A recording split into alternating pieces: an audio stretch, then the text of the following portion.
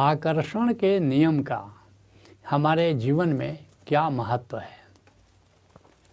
ये बड़ा चर्चित विषय है, आकर्षण का नियम, लॉ ऑफ अट्रैक्शन।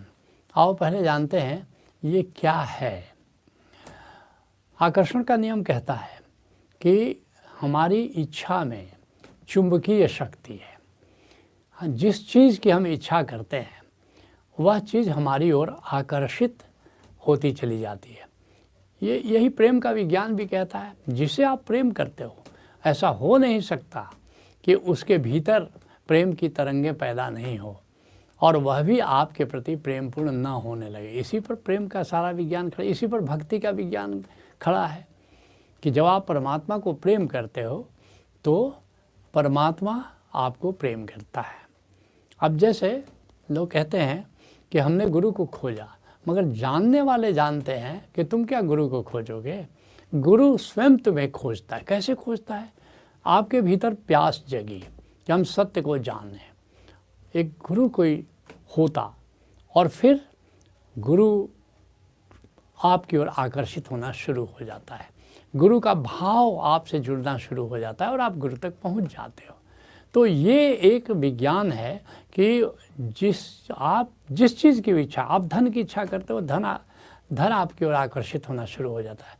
आप बुद्धि की इच्छा करते हो, बुद्धि आपकी ओर आकर्षित होनी शुरू हो जाती है। राजेंद्र अनुरागी एक बड़े प्यारे कवि हैं, ओशो के पुराने सन्यासी भी हैं, सखा भी हैं।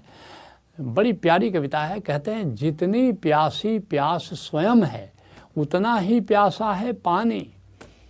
हर प्यासे की एक डगर है, हर पानी की यही कहानी। ऐसा नहीं कि आप पानी के लिए प्यासे, पानी भी उतना ही प्यासा है आपकी प्यास बुझाने के लिए। जानकार कहते हैं अगर ये बारिश होती है तो जहाँ जंगल होता है वहाँ पर ज़्यादा बारिश होती है। ये जंगल की प्यास है जो बादल को खींच लेती है अपनी ओर। यही आकर्षण का नियम कहता है कि जिस चीज़ की आप इच्छा करते हो वह चीज़ आपकी ओर आकर्षित हो जाती है। तो इस पर सबसे ज़्यादा लोकप्रिय किताब 2006 में प्रकाशित हुई। ये किताब रोंडा बर्न की किताब है। इसका नाम है द सीक्रेट। वो इसी नियम पर आधारित है और बाद में उस पर एक फ़िल्म भी बनी, बड़ी लोकप्रिय फिल्म बनी। और उसकी किताब आने के बाद हज़ारों लोगों ने उसे आजमाया, आकर्षण के नियम को, और अपनी सोच के अनुसार ही परिणाम को होते हुए देखा। तो ये सच है कि हमारी सोच के अनुसार ही, हमारी इच्छा के अनुसार ही हमारी दुनिया हो जाती है। स्वयं गौतम बुद्ध कहते हैं कि हम जो भी हैं वो हमारी सोच ने, जो हम अपने विचारों के वो परिणाम हैं। जो भी कहते हैं, गौतम बुद्ध कहते हैं कि देखो, सोचने के पहले, इच्छा करने के पहले ज़रा सावधान रहना कि जो आज तुम इच्छा कर रहे हो कल तुम हो जाओगे। जिस चीज़ की तुम इच्छा कर रहे हो कल वो प्राप्त हो जाएगा, लेकिन फिर वो उसका पैकेज होगा अपना। जैसे धन की इच्छा तुम करते हो तो इनकम टैक्स भी आ जाएगा पीछे पीछे, वो पैकेज में आएगा, मगर आएगा ज़रूर। ये गौतम बुद्ध का वचन है। और ऐसे विवेकानंद कहते हैं कि हम वो हैं आज जो हमारी सोच ने हमको बनाया, हम अपनी सोच के ही परिणाम हैं। अष्टावक्र स्वयं ही जनक से कह रहे हैं, जैसी मति वैसी गति, यह तेरा मंत्र हो। जैसी तुम्हारी मति होती है, जैसी बुद्धि होती है, जैसी सोच होती है, वैसी ही गति तुम्हारे जीवन में होती रहती है। तो इसलिए हम जो भी सोचते हैं और जितना इंटेंशनली सोचते हैं वो उससे हम आकर्षित कर लेते हैं, चाहे कुछ भी हो। अगर आप शकुन भी हम सोच रहे हैं कहीं ऐसा ना हो जाए, कहीं वैसा ना हो जाए, तो वो भी आकर्षित हो जाता है। और कि शुभता की बात सोचते हैं तो वो भी हो जाता है। तो इसलिए जो भी हम सोचते हैं, जो वो चीज़ आकर्षित होती है, चाहे कोई वस्तु हो, चाहे कोई व्यक्ति हो, चाहे वो घटना हो, चाहे वो सांसारिक पदार्थ हो, चाहे इष्ट हो या चाहे परमात्मा हो। किसी इष्ट के प्रति अगर हम ज़्यादा सोचते हैं, शिव जी के प्रति सोचते हैं, शिव जी आकर्षित हो जाते हैं। आप हनुमान जी के प्रति सोचो, वे आकर्षित हो जाएंगे। आप गणेश जी के प्रति सोचो, आकर्षित हो जाएंगे। ऐसे ही तुम गुरु के लिए सोचो, गुरु खींच जाएगा तुम्हारी तरफ। ऐसे गोविंद की ओर खोजो, वो गोविंद तुम्हारी ओर खींच जाएगा। ये है आकर्षण का नियम। तो फिर आकर्षण का नियम अपनी जगह सत्य है, लेकिन उसका हम प्रयोग करें कैसे अपनी ज़िंदगी में करें, इसके लिए 8 चरण मैं बताने जा रहा हूँ। पहला है कि नकारात्मक भाव से मुक्त हो जाओ, क्योंकि नकारात्मक भाव अगर तुम्हारे विद्यमान है कि हम तो कर नहीं सकते हैं, कहीं अपशकुन न हो जाए, कहीं अनहोनी न हो जाए, तो यही हो जाएगा, अनहोनी हो जाएगी, अपशकुन हो जाएगा, या तुम ये सोचो कि मुझसे तो नहीं होगा, तो फिर नहीं होगा। तो इस तरह के नकारात्मक भावों से मुक्त हो जाओ, क्योंकि अतीत में बहुत बार ऐसा हुआ है कि तुमने कुछ चाहा है, कुछ उद्देश्य प्राप्त करने की कोशिश की है और वो तुम्हें नहीं मिला। अब वो नकारात्मक भाव कहीं प्रच्छन्न रूप से तुम्हारे भीतर विद्यमान रहते हैं और तुम कुछ भी करने को जाते हो, हाथ पैर कांपने लगते हैं, तुम सोचने लगते हो होगा कि नहीं होगा, होगा कि नहीं होगा। तो ये सब नकारात्मक भाव जो है, पहला चरण है कि इससे मुक्त हो जाओ। जो बीत गई सो बात गई, अतीत में जो हुआ सो हुआ।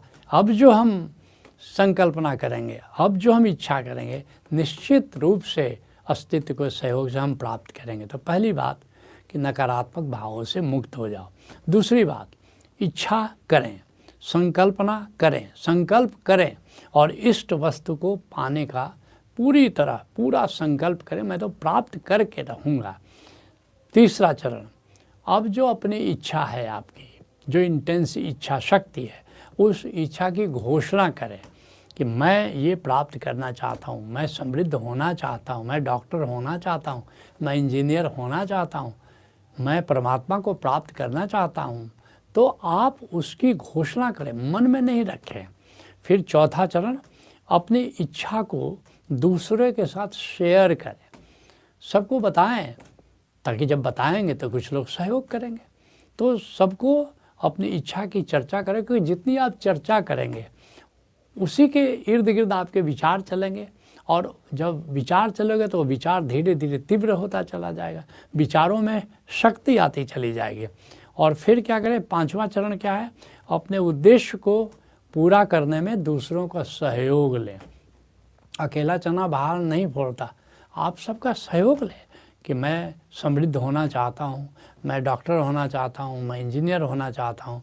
तो होने के लिए लोगों का सहयोग चाहिए, और सहयोग लेने में कोई कार्पण्यता नहीं दिखाएं, कंजूसी मत दिखाएं। छठा चरण, आप जो अब चाहते हैं उसके लिए उसकी ओर कदम बढ़ाएं, अब एक्ट करें उस पर, उसको पाने के लिए प्रयास करना शुरू कर दें। फिर सातवां चरण, बार बार संकल्पना करें, विजुअलाइजेशन करें कि आपका उद्देश्य पूरा हो रहा है। आप जो पाना चाहते हैं, संकल्पना करें कि आप उसी में जी रहे हैं। आप डॉक्टर होना चाहते हैं, आप संकल्पना करें कि मैं डॉक्टर हो गया हूँ, आला लगा करके, और हमारे सामने रोगियों की भीड़ खड़ी है, हम उनकी मदद कर रहे हैं, हम उनकी सेवा शुश्रूषा कर रहे हैं। तो वो उस संकल्पना में जीना शुरू करें कि वही आप जी रहे हैं। और आठवां चरण है कि तब नई संभावनाएं पैदा होती हैं, न्यू पॉसिबिलिटीज़ अराइज, और फिर आपकी संकल्पना पूरी हो जाती है। यही एक तरह से आकर्षण का नियम यही कहता है कि जो चीज़ कि आप इंटेंसली चाहते हैं वो चीज़ आपकी ओर आकर्षित हो जाती है। अब आप पूछ रहे हो कि हमारे जीवन में इसका क्या महत्व है। इस नियम के आधार पर आप अपने चारों पुरुषार्थ जो ऋषि ने बनाए हैं कि अर्थ, धर्म, काम, मोक्ष, ये चारों पुरुषार्थ आप प्राप्त कर सकते हैं। क्योंकि जब आप अर्थ चाहेंगे, अर्थ की इच्छा करेंगे, धन की इच्छा करेंगे, आ जाएगा। फिर धर्म, आप परोपकार करना चाहते हैं, निश्चित रूप से आप अपने संकल्पना करें, संकल्पना के विज्ञान पर चलें और आकर्षण के नियम के अनुसार परोपकार करने की क्षमता आप में पैदा हो जाएगी, और फिर आप परोपकार करेंगे। फिर काम, अर्थात अपनी जो आवश्यकताएं हैं उनकी पूर्ति आप करना चाहते हैं, निश्चित रूप से यह नियम जो है, आकर्षण का नियम है, आप उस स्थिति में होंगे कि अपनी सभी आवश्यकताओं की पूर्ति कर सकेंगे। और अंतिम जो इच्छा होती है आदमी की, पुरुषार्थ जो अंतिम, वो मोक्ष है। मोक्ष का क्या अर्थ है कि आत्मतृप्त हो जाएं, आनंदित हो जाएं, बिना किसी बाहरी सहारे की। इस स्थिति का नाम मोक्ष, परम स्वतंत्रता है। अपने आनंद के लिए, सुख के लिए आप किसी पर निर्भर नहीं हैं, और आकर्षण के नियम के अनुसार आप मोक्ष भी प्राप्त कर सकते हैं। तो अपने चारों पुरुषार्थ पूरा कर सकते हैं, क्योंकि आप जो भी हैं आप अपनी सोच के परिणाम हैं। जैसा कि आकर्षण का नियम करता है, तो आगे भी जो सपना देखें और बार बार देखें और उसी दिशा में अपने कदम बढ़ाएं, और अस्तित्व ऐसी संभावनाएं पैदा करता है कि फिर आपकी इच्छा पूरी कर दी जाती है। आज के सत्संग को हम यही विराम देते हैं। हरि ओम तत्सत।